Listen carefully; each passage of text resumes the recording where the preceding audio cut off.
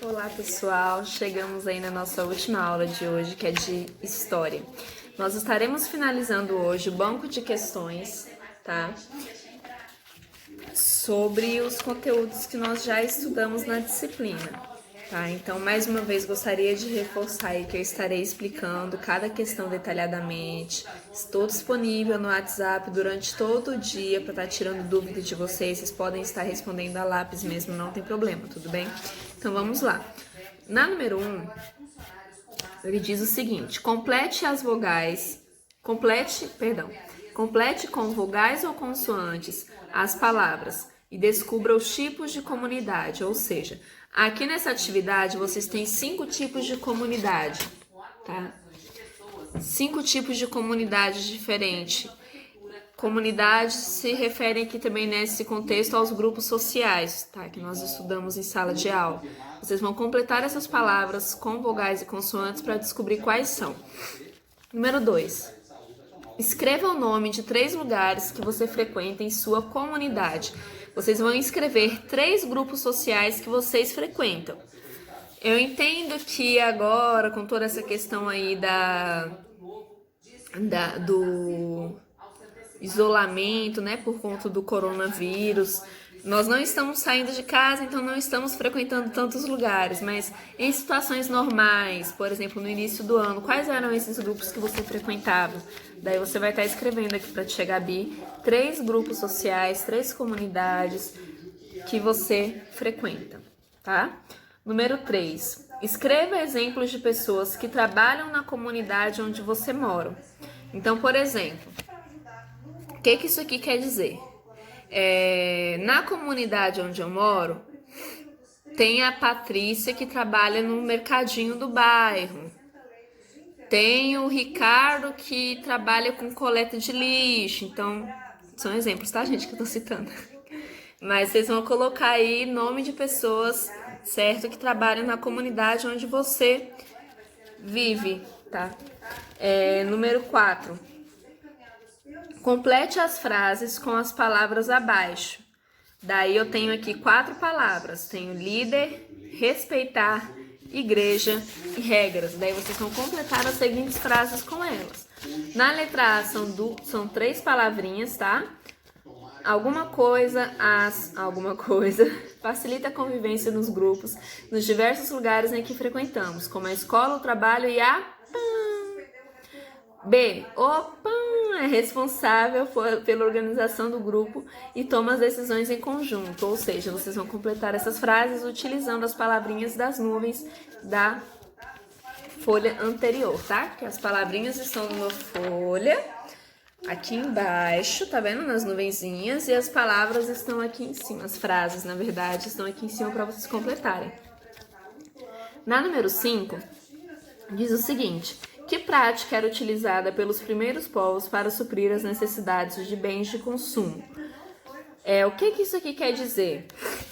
Na aula de história, nós começamos a estudar sobre como que era a vida dos nômades, certo? Que eles não tinham um lugar certo para viver, que eles se mudavam constantemente devido à sua necessidade de alimentação, de abrigo, que quando os recursos naturais daquele lugar acabavam, eles tinham que se mudar para outro lugar, até que chegou um momento onde eles começaram a fixar suas moradias, onde se iniciou o sedentarismo.